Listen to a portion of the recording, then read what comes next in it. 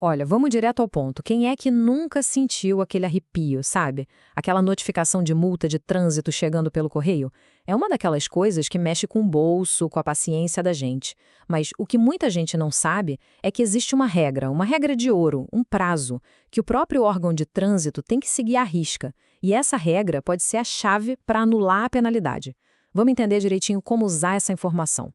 E é a mais pura verdade. A fonte que a gente analisou hoje já começa com essa frase, porque é um sentimento universal, né? Não é só pelo valor a ser pago, são os pontos na carteira, é toda aquela burocracia, é uma dor de cabeça que, convenhamos, quase todo motorista já sentiu na pele. E o impacto, olha, não é pouca coisa. Uma infração, uma única, pode levar centenas de reais embora. E dependendo da gravidade, pode até colocar em risco o direito de dirigir. Então o que a gente precisa ter em mente é que não estamos falando de um mero aborrecimento, mas de algo com consequências bem reais e às vezes bem sérias. E é aqui que a conversa fica interessante. Existe um relógio correndo, só que ele não está correndo contra a pessoa que dirige, e sim contra a própria autoridade de trânsito. É o famoso e fundamental prazo de 30 dias. E aqui está o pulo do gato. A palavra é expedição. O que isso quer dizer na prática? Bom, a lei de trânsito é clara. O órgão tem exatos 30 dias contados ali da data da infração para expedir, ou seja, para postar a notificação nos correios. E atenção aqui, hein? O que vale não é o dia que a cartinha chegou em casa, não, não. O que conta é o dia em que eles enviaram. Parece um detalhe bobo, mas essa diferença é gigantesca na hora da defesa. A lógica é bem simples, na verdade. De um lado, temos a data da infração, o dia em que tudo aconteceu. Do outro, a data da expedição. Se o tempo entre esses dois momentos for maior que 30 dias, a multa pode ser considerada inconsistente. E aí, ela se torna passível de anulação. Esse é o primeiro e, muitas vezes, o argumento mais forte de defesa que se pode ter.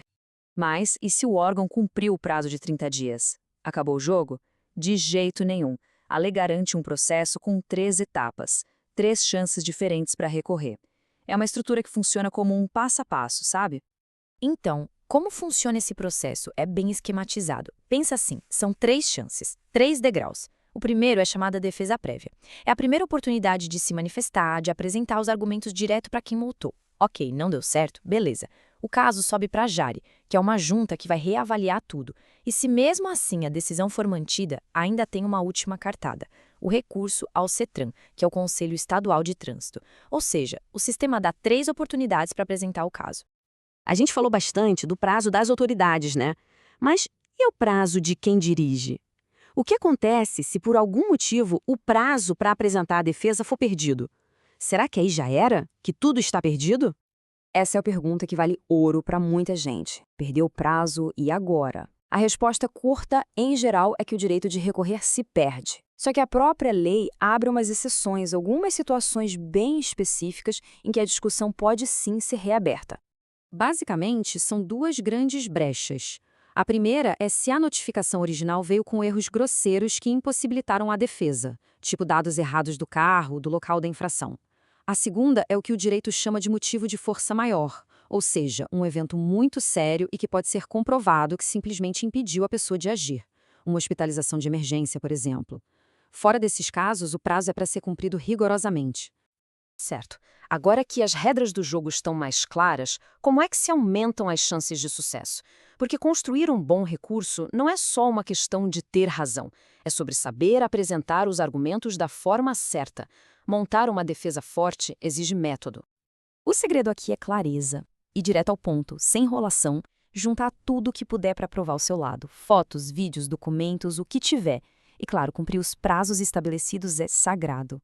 E olha, se o caso for mais complicado, não se pode ter vergonha de procurar ajuda especializada. Organização e provas são os melhores amigos numa hora dessas. E para fechar, fica essa reflexão. Quando chega uma multa que parece injusta, a primeira reação de muita gente é só se conformar e pagar. Mas, quando a gente entende o processo, uma outra perspectiva aparece. A de que recorrer não é só para tentar economizar dinheiro. É sobre exercer um direito fundamental de defesa. A questão, no fim das contas, não é só sobre a multa, mas sobre como a gente reage quando nossos direitos são colocados à prova.